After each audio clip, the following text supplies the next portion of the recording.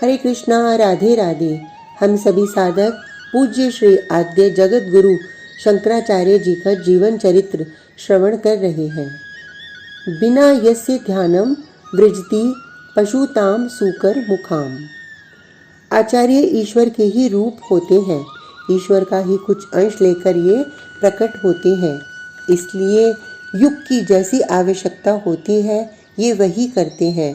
जैसे युग को अगर ज्ञान की जरूरत है तो आचार्य ज्ञान ही देगा।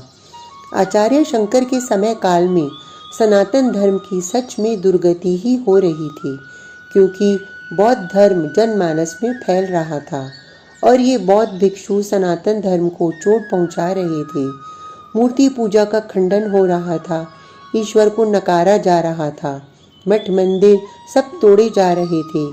वो सब बौद्ध विहार बन गए और बौद्ध विहार भी अनैतिकता के अड्डे बन गए थे। अच्छा, उन दिनों राज शासन से भी भरपूर सहायता प्राप्त होती थी बौद्धों को, पर सनातनी काफ़ी पिछड़ गया था। तब शंकराचार्य सनातन धर्म की ध्वजा को हाथ में लेकर चल पड़े दक्षिण से उत्तर। इतना ही नहीं, शंकराचार्य तिब्बत भी गए और वहां जाकर बौद्धों से भीषण शास्त्रार्थ किया और उन सबको पराजित करते हुए शंकराचार्य ने हिंदू जनमानस को आत्मशक्ति से संपन्न बनाया। कन्हैया कहते हैं, आचार्य मेरा ही स्वरूप होते हैं। हे भगवान, मैं आपके शरण में आया हूँ, मुझे ठुकराए नहीं। नर्मदा के तट पर एक सिद्ध महात्मा थे, श्री श्री गोविंद गौड़ पादाचार्य। उनके ही चरणों में नतमस्तक हुए थे शंकर। इस जगत में पूज्य कौन है? मुस्कुराते हुए श्री श्री गोविंद पादाचार्य ने शंकर से पूछा था। शंकर ने पूर्ण समर्पण की भावना से प्रणाम करते हुए उत्तर दिया, गुरु तत्व। इससे बड़ा पूज्य इस जगत में और कौन हो सकता है?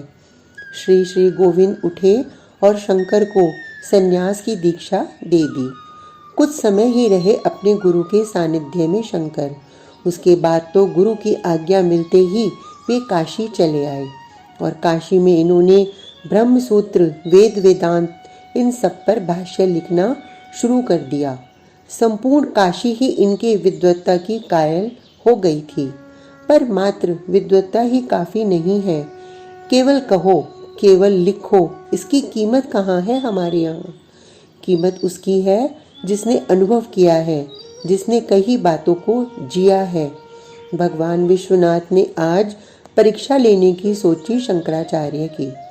काशी के कई ब्राह्मण शंकराचार्य से प्रभावित होकर संन्यास ले चुके थे। वे शिष्य साथ में ही रहते इनको शंकराचार्य उपदेश देते थे अद्वैतवाद का। मिथ्या है सब कुछ, सत्य एक मात्र आत्मा है। ब्रह्म कहो या आत्मा या परमात्मा, सब एक ही बात है।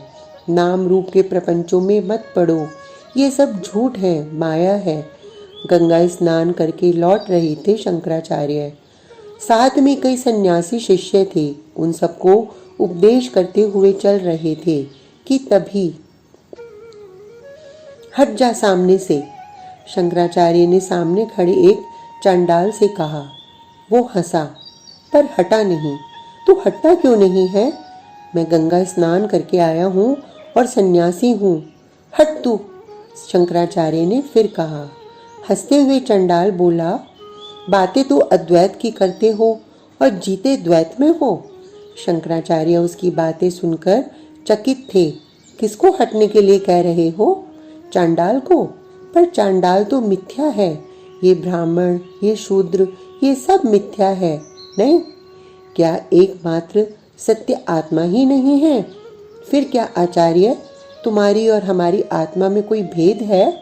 जैसे ही चंडाल ये कहकर मुस्कुराया, तभी दौड़ पड़े आचार्य शंकर और उस चंडाल के चरणों में गिरते हुए बोले, आप मेरे भगवान विश्वनाथ हैं। आप मुझे उपदेश करने के लिए आए हैं ना? आप मेरी परीक्षा लेने आए हैं। तभी देखते ही देखते उस चंडाल में से भगवान महादेव प्रकट हो गए थे। नेत्रों से झरझर आंसू बहाते हुए आचार्य ने स्तुति की थी भगवान विश्वनाथ की। तुम उत्तीर्ण हुए आचार्य, अब जाओ, सनातन धर्म की ध्वजा को विश्व में फहराओ। ये कहते हुए अंतर्ध्यान हो गए थे महादेव। केरल के कुछ यात्री काशी में मिले आचार्य शंकर को। ओह, अच्छा हुआ आप हमें मिल गए। आपकी माताजी अब अंतिम सांसें गिन रही हैं और आपको बिना देखे वो देह त्याग नहीं सकती, इसलिए आप पर ये अब घर कैसे जा सकते हैं? ये तो सन्यासी हो चुके हैं।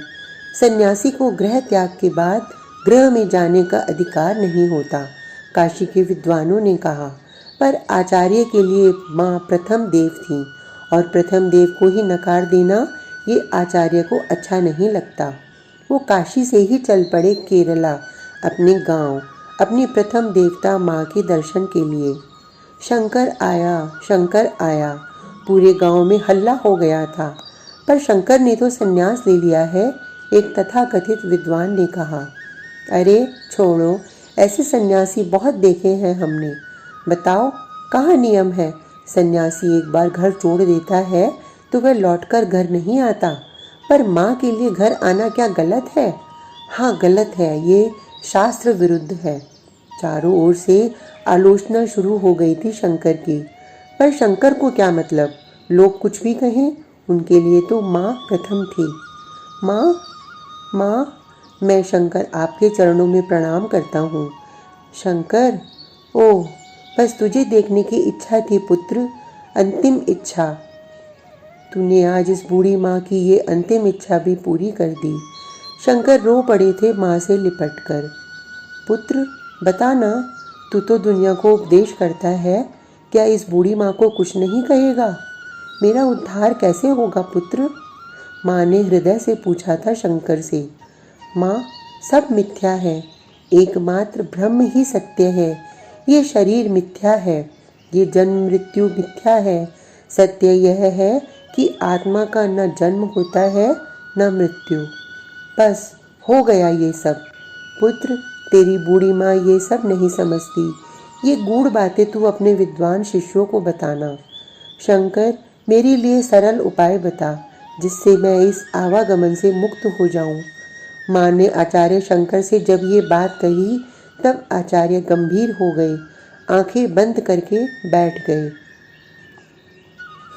तभी आचार्य के मुखारविंद से श्री कृष्णाष्टक प्रकट हुआ। माँ, तू भी आंखें बंद कर और हृदय के नेत्रों से देख, कितना सुंदर वन है। इस वन का नाम है वृंदावन। माँ देख, यमुना बह रही है, नीला रंग है इस यमुना का। ऐसे ही कृष्ण का भी नीला ही रंग है।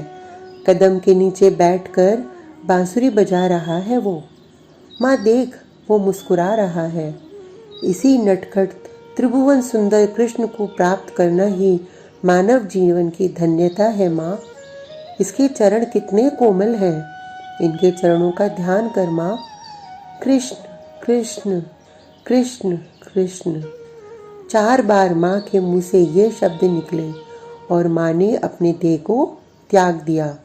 शरण्यो लोकेशो मम भवतु कृष्णो श्री विषयः। ना, कोई शंकर की माँ के शव को हाथ नहीं लगाएगा। गांव के सारे विद्वान उखड़ गए थे। अजी, शास्त्र मर्यादा नहीं मानना, हम ये सहन नहीं करेंगे। शंकर ने देर नहीं लगाई, अकेले ही माँ के शव को कंधे पर रखकर मशान तक ले गए और वहां जाकर अग्नि संस्कार भी किया। माँ के लिए संन्यास धर्म के नियमों की अनदेखी की आचार्य ने और जगत को बताया कि माँ के समान देवता इस जगत में कोई नहीं है।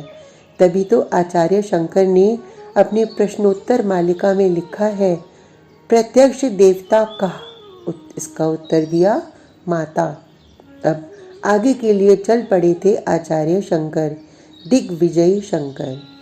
शेष चरित्र कल तक के लिए हरे कृष्णा, राधे राधे।